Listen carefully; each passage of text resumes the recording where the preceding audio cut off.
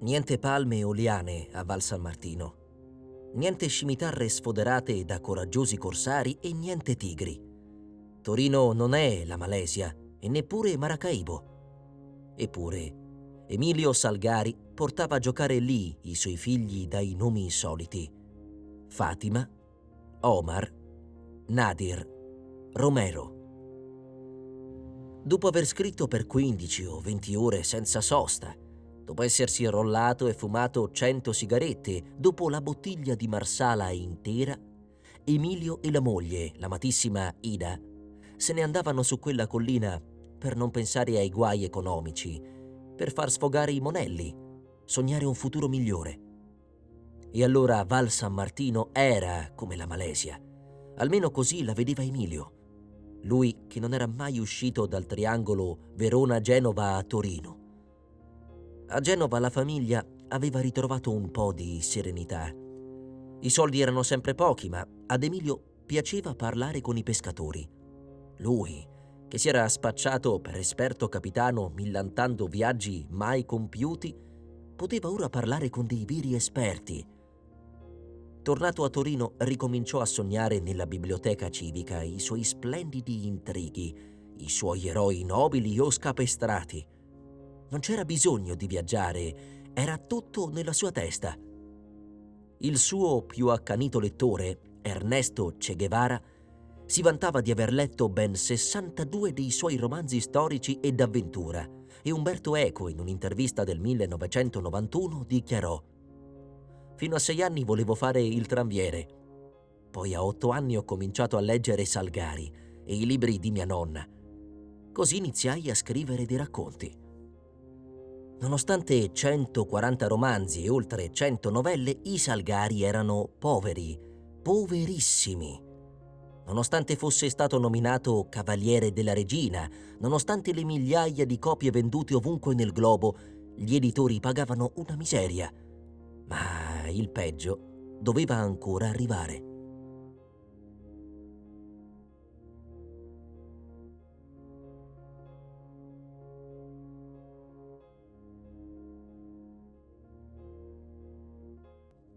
Omar Salgari, ultimo figlio del popolare romanziere, salì i gradini che conducono alla Biblioteca Civica di Torino ed entrò nell'atrio.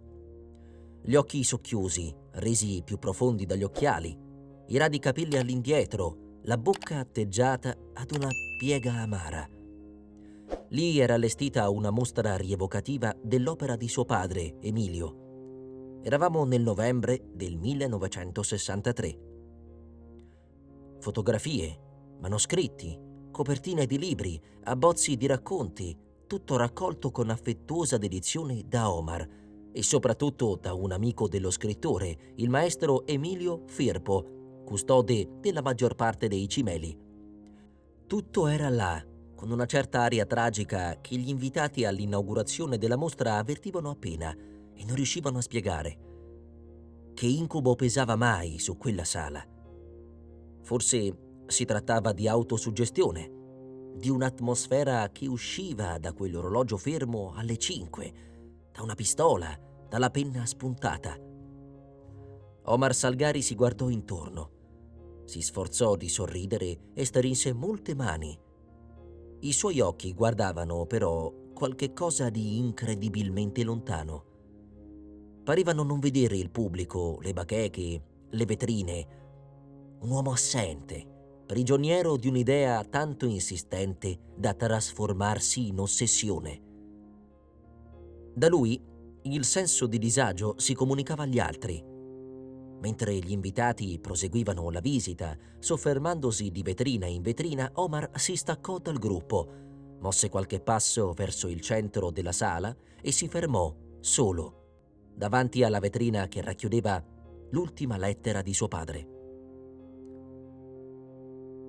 Miei cari figli, sono ormai un vinto. La pazzia di vostra madre mi ha spezzato il cuore e tutte le energie. Io spero che i milioni dei miei ammiratori che per tanti anni ho divertito e istruito provvederanno a voi. Non vi lascio che 150 lire più un credito di 600 lire che incasserete dalla signora Nusshammer. Vi occludo qui il suo indirizzo. Fatemi seppellire, per carità, essendo completamente rovinato. Mantenetevi buoni e onesti e pensate appena potrete ad aiutare vostra madre. Vi bacia tutti, col cuore sanguinante, il vostro disgraziato padre. Emilio Salgari l'aveva scritta nel 1911, qualche giorno prima di quel 22 aprile, quando uscì di casa per darsi la morte. Omar posò gli occhi su quella lettera con sguardo stupito, come la vedesse per la prima volta. Poi si passò una mano sulla fronte e tornò tra le autorità, tra gli invitati, sforzandosi di sorridere, di rispondere ai commenti benevoli che gli rivolgevano. Tra i cimeli esposti mancava l'altra lettera, quella che conteneva la disperata accusa di Salgari contro i suoi editori. Ma forse Omar la ricordava a memoria. A voi, che vi siete arricchiti con la mia pelle, mantenendo me e la mia famiglia in una semimiseria ed anche più, chiedo solo che per compenso dei miei guadagni che vi ho dati, pensiate ai miei funerali. Vi saluto, spezzando la penna. Beh, sì, gli editori pensarono al funerale, non prima però di essersi recati nella sua modesta casa e averla saccheggiata di tutti gli appunti e bozze di novelle e romanzi che lo scrittore custodiva in una scatola. Omar si congedò un po' frettolosamente dai presenti e se ne andò. Non trascorsero molti giorni e i giornali si trovarono a dedicare al nome di Salgari un rilievo ben maggiore di quanto non avessero fatto per l'apertura della mostra. Omar Salgari si era tolto la vita gettandosi dal secondo piano della sua abitazione. Finito tragicamente come il padre, dunque come i suoi fratelli, per un implacabile destino, come per una sorta di maleficio che sembra pesare sulla stirpe dei Salgari. Omar soffriva da tempo di arteriosclerosi e di cuore. Il suo gesto è stato compiuto nelle prime ore del mattino, poco dopo la visita del medico. Non vedendolo in casa, sua moglie corse alla finestra spalancata, guardò in cortile e lo vide giù, sul fondo, ormai senza vita. La fine di un uomo stanco, sopraffatto dagli avvenimenti di una vita fin troppo turbinosa. Aveva 63 anni, si era sposato per la prima volta diciottenne con una ragazza di 4 anni più anziana, ma un anno dopo era già solo, vedovo, con una figlioletta che morì poi all'età di 3 anni. Nel 1924 Omar si risposò e la seconda moglie, dalla quale non ebbe figli, morì anche lei nel 1958. Non trascorse molto tempo ed Omar si sposò per la terza volta con una signora, Margherita Ricca, vedova e con 4 figli. Uno di questi, Franca, è stata particolarmente vicina al patrigno, che la considerava un po' come la sua collaboratrice, una segretaria insostituibile. Per esprimerle meglio la propria gratitudine, Omar l'adottò. Se da giovane aveva per breve tempo organizzato incontri di pugilato, col passare degli anni Omar pensò che doveva riprendere il lavoro lasciato interrotto dal padre. Cominciò così a scrivere. Non considerò però che i gusti erano mutati, che gli eroi usciti dalla fantasia del genitore potessero essere ormai stanchi, appannati. Non pensò neppure lontanamente a fare della fantascienza. Rimase agli intrecci che resero famosi Sandokan e Yanez, anche se creò qualche personaggio proprio, come il mago Magon. Qualche volta i libri venivano stampati con il solo cognome dell'autore, Salgari e basta, con l'intenzione fin troppo evidente di venderli meglio sulla scia della fama paterna, ma dell'eredità del padre non poté assimilare solo la parte fortunata. Il destino gliela volle attribuire tutta, compresa la fine. Ma poi, nella tormentata vita di Salgari padre, ci fu una fetta di fortuna? Emilio Salgari ebbe una vita grama e i suoi affanni crebbero di giorno in giorno, di mano in mano che aumentava la sua popolarità, come per un gioco diabolico, esasperato. Sfornava libri su libri, freneticamente, perché doveva mantenere la famiglia che cresceva. Non si diplomò mai capitano di lungo corso come vuole la leggenda da lui stesso creata e ingigantita dai suoi biografi. Studiò per 2 anni da ragioniere e per altri 2 frequentò la scuola navale di Venezia, ma solo come uditore, e cioè senza sostenere alcun esame. Non compì mai lunghe traversate marine, tutt'al più salì su un baragozzo o su un piroscafo. Ma è certo comunque che il viaggio più lungo lo fece attraversando il Mediterraneo a proprie spese. Il resto, tutto il meraviglioso resto, con le foreste lussureggianti, le caverne con i selvaggi, i ghiacci del polo, i picchi inaccessibili, lo sognò semplicemente e lo descrisse tutto a partire dal primo racconto inedito, Giorgio Shestakov, ovvero un esiliato fuggito dalla Siberia, romanzo del 1878, illustrato da Salgari stesso, con incisioni minute, sottili, tracciate a penna di mano in mano che l'intreccio si sviluppava. Nel 1883 la Nuova Arena di Verona cominciò a pubblicare a puntate Tei Si, romanzo breve più tardi elaborato e pubblicato col titolo La rosa del Dong Jiang. Da quel momento la popolarità di Salgari salì alle stelle. Sempre nel 1883 la Nuova Arena presentò a puntate quello che sarebbe diventato uno dei romanzi più letti e famosi dello scrittore veronese, La tigre della Malesia, che venne in seguito pubblicato con il titolo Le tigri di Monpracem. Gli editori si arricchivano e l'autore restava sempre in miseria, chino allo scrittoio, tra mappe e cartine geografiche, alla ricerca di nuove storie, di percorsi da far compiere ai suoi eroi. Qualche volta il racconto scricchiolava, le ingenuità erano palesi e la sua non poteva definirsi una prosa da terza pagina. Ma i lettori, il popolo, i librai non chiedevano di meglio e lui produceva, fumava, beveva, si logorava e pubblicava senza sosta. Scriveva col suo vero nome o, per fuggire alle clausole impostegli dagli editori, con gli pseudonimi di Altieri, Bertolini, Landucci e Romero. Un'autentica cascata di trame, di romanzi, divisi più tardi in cicli, come quello dei Corsari, verde, rosso e nero, reso indimenticabile quest'ultimo da Yolanda, sua figlia. Un ciclo animato dai filibustieri, dagli arrembaggi, dai corsari, il ciclo della giungla, con le famosissime tigri di Monpracem, i bramini, gli incantesimi dell'India impenetrabile e gli eroi che appassionarono generazioni di lettori, Sandokan, Yanez e Tremal Naik. Qualcuno asseriva che si trattava di colossali pastoni, di invenzioni così grossolane da far sorridere di compatimento o da indignare per le loro esagerazioni. Un giornalista, Giuseppe Biasioli, nel 1885 fece dell'ironia sulle virtù marinare di Salgari. Il romanziere lo sfidò a duello e lo ferì, buscandosi per quell'illecito scontro cavalleresco la condanna a 6 giorni di fortezza. 26 anni dopo, quello stesso giornalista pronunciò a Verona un discorso commemorativo pieno di elogi, mentre la bara di Salgari, giunta da Torino, aveva fatto ritorno nella città natale.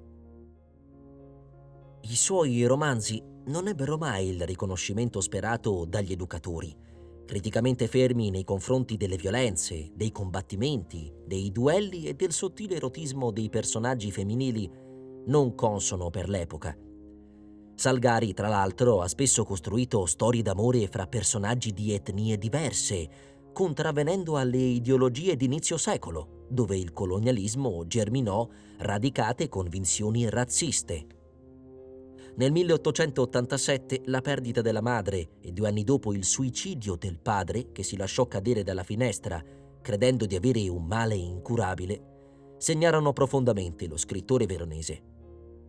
Emilio non viaggiò mai, ma scrisse di terre lontane mai visitate, con una fantasia ed una precisione così straordinarie che i milioni di ragazzi che lo lessero, grazie a lui, si videro proiettati in luoghi esotici da sogno: Malesia, Caraibi, India, Far West. I suoi libri erano acclamati. I suoi personaggi facevano sognare generazioni di bambini e adolescenti. Ma a differenza dei suoi colleghi Kipling, Verne e Dumas, Emilio Salgari fu lo scrittore peggio pagato della sua epoca e visse sempre con la disperazione in tasca e nell'anima. Il 3 aprile 1897, su proposta della regina d'Italia Margherita di Savoia, fu insignito del titolo di Cavaliere dell'Ordine della Corona d'Italia. Ma le cose, finanziariamente parlando, non migliorarono affatto. Nel 1909 Salgari, disperato per i debiti e per l'acuirsi della malattia mentale della moglie, tentò una prima volta il suicidio gettandosi sopra una spada.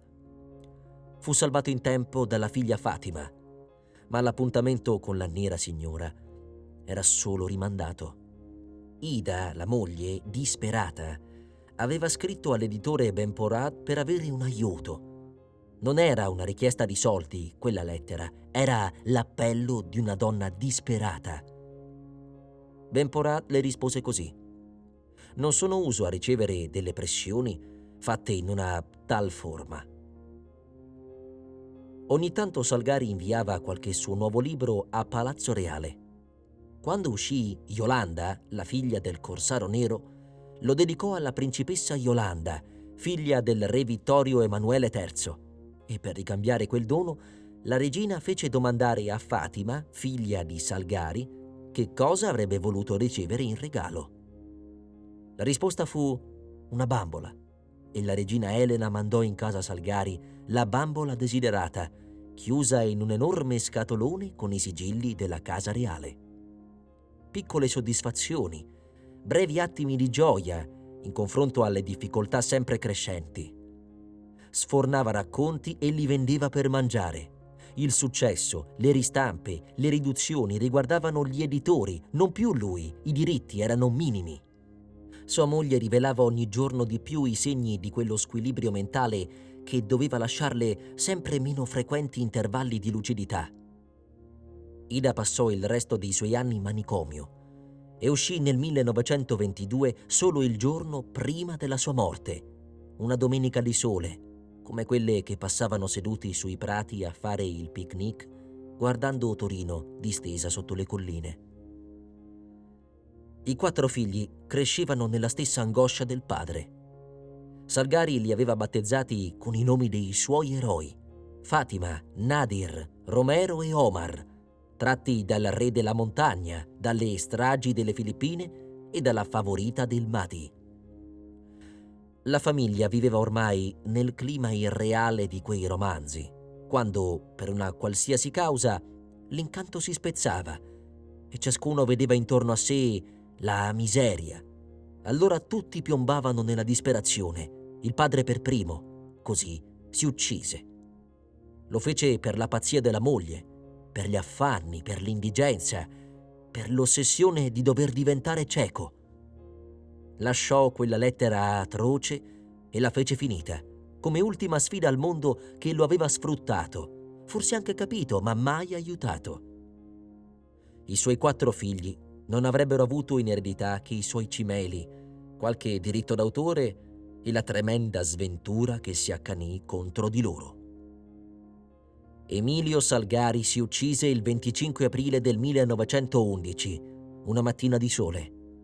Uscì di casa dopo aver salutato i figli, salì alla Madonna del Pilone e da lì tagliò per i prati fino a una impervia radura, fermandosi ai limiti di un crepaccio. Con un rasoio si squarciò il corpo e si tagliò la gola. Poi precipitò nel burrone. Aveva lasciato 3 lettere, una ai suoi editori e le altre ai figli, spiegando che la follia della mamma gli aveva tolto tutte le energie e consumato il cuore. Lei aveva amato Emilio sino alla pazzia e lui aveva amato lei sino alla morte. Il giornale La Stampa di Torino così titolava e scriveva il giorno dopo: Cronaca cittadina. Emilio Salgari si è ucciso a colpi di rasoio. Un fonogramma da Valle San Martino annunciava ieri sera alla nostra questura che era stato trovato in un bosco sperduto sulle più alte colline il cadavere di un uomo sulla cinquantina. Non si sapeva ancora con precisione la causa della morte, ma tutto faceva ritenere che si trattasse di un suicidio.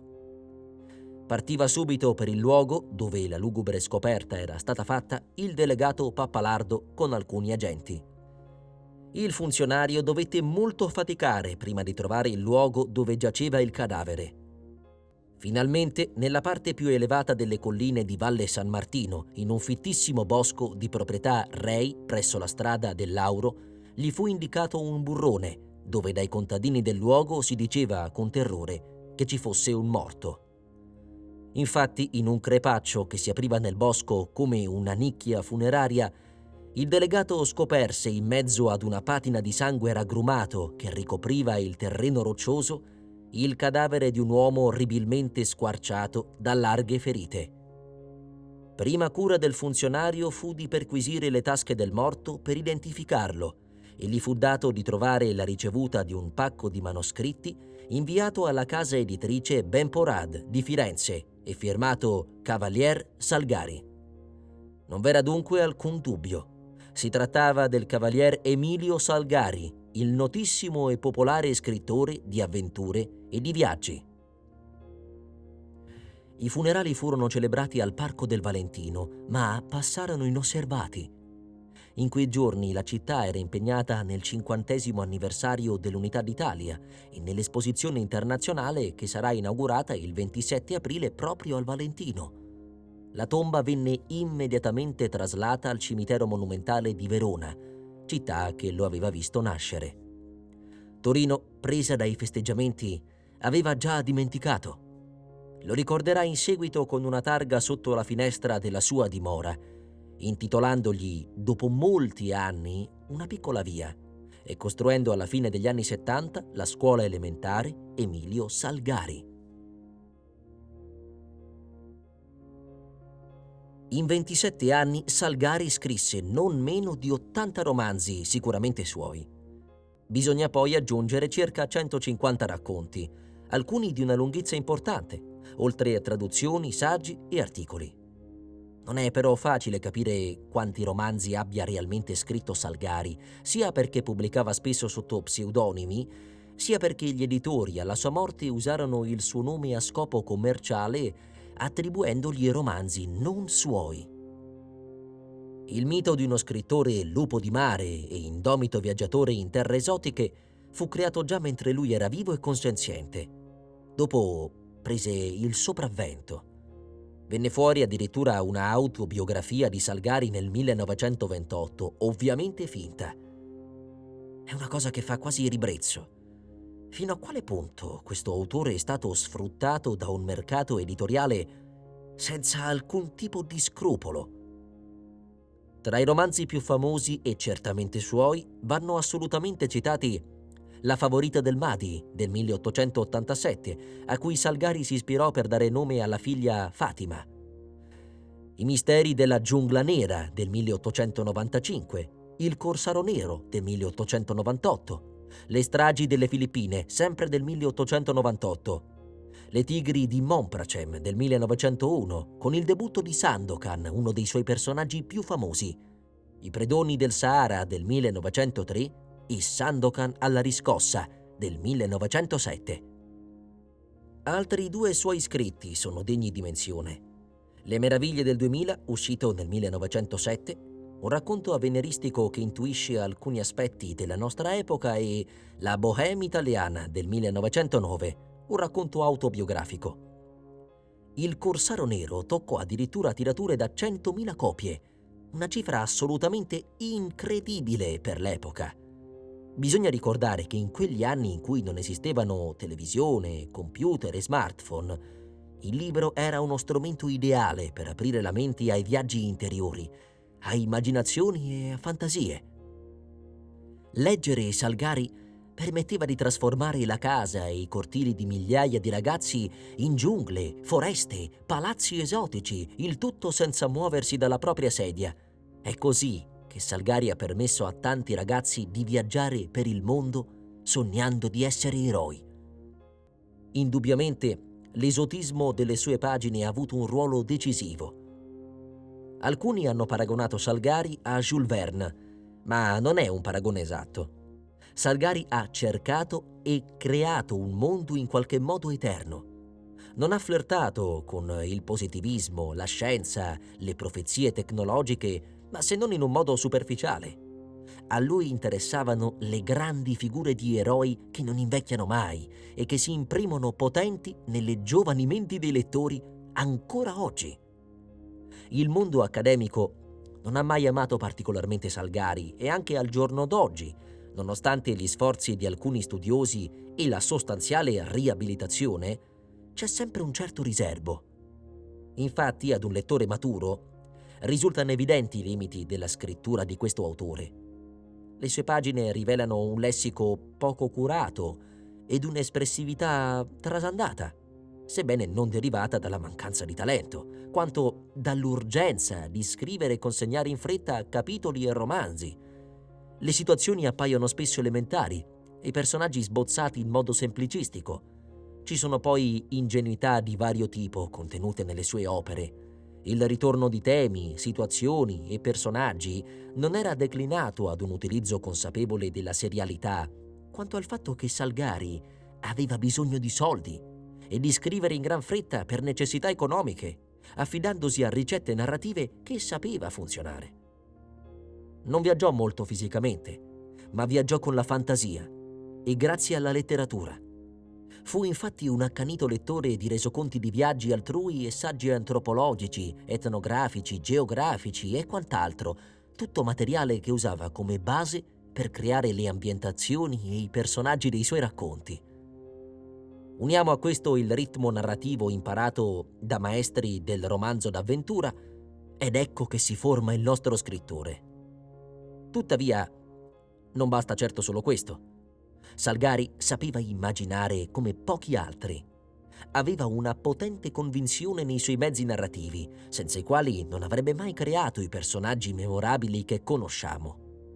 Quindi, grazie a lui un ragazzo poteva sognare di muoversi in territori impervi, in zone sconosciute del mondo ed incontrare guerrieri, assassini, damigelle, eroi ribelli e così via. E viaggiare attraverso i libri voleva dire imparare cose nuove, imparare la vastità del mondo, le tante esperienze, le vite e le storie che esso racchiude.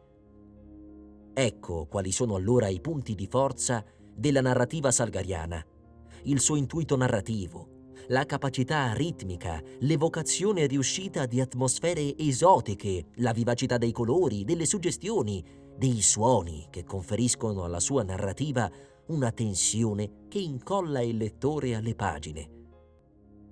Emilio Salgari dunque scrisse durante la sua vita 89 romanzi e più di 400 racconti per sottrarre la famiglia alla sorte che era stata a lui riservata. Ma la maledizione che sembrò perseguitarlo non concesse sconti nemmeno ai figli. Fatima, bella, con il viso sempre pallido e incorniciato da capelli ricciuti, scuri, con una voce che lasciava prevedere un successo nel mondo del canto, concluse i suoi giorni tra le mura di un sanatorio nel 1914. E Romero ebbe una fine che oggi lascia sbigottiti. Si uccise nel 1931 gettandosi dalla finestra di una vecchia casa a Torino dopo essersi bendato gli occhi.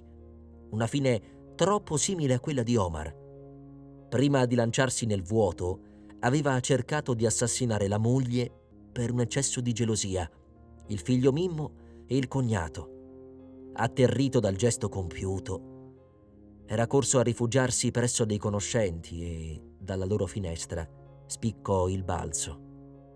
5 anni più tardi, Nadir, tenente di complemento del Regio Esercito, rimase vittima di un incidente motociclistico e morì per le gravi ferite. Era sposato, ma non aveva figli. Mimmo, miracolosamente sopravvissuto alla follia del genitore, ha avuto un'esistenza normale.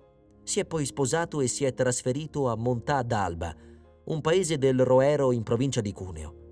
Ha avuto 2 figli, Romero Junior e Patrizia. Ma la maledizione sembra non essere ancora finita. Nel 1984, quando aveva 24 anni, il figlio Romero finisce sulle pagine della cronaca per l'omicidio di una postina in pensione, Lucia Valsania. È un delitto assurdo, dopo il quale anche lui tenterà il suicidio. Viene riconosciuto infermo di mente e internato per alcuni anni. Poi torna a vivere assieme alla madre. Con la sorella si è dedicato a tener viva la memoria del bisnonno fino a quando è mancata nel 2008 per un male incurabile. Muore a 63 anni il 10 dicembre 2022 all'ospedale di Verduno dopo una lunga malattia. E così, con lui si chiude definitivamente la storia tragica di una famiglia disseminata di suicidi e follie, cominciata negli splendori vittoriani della Belle Époque.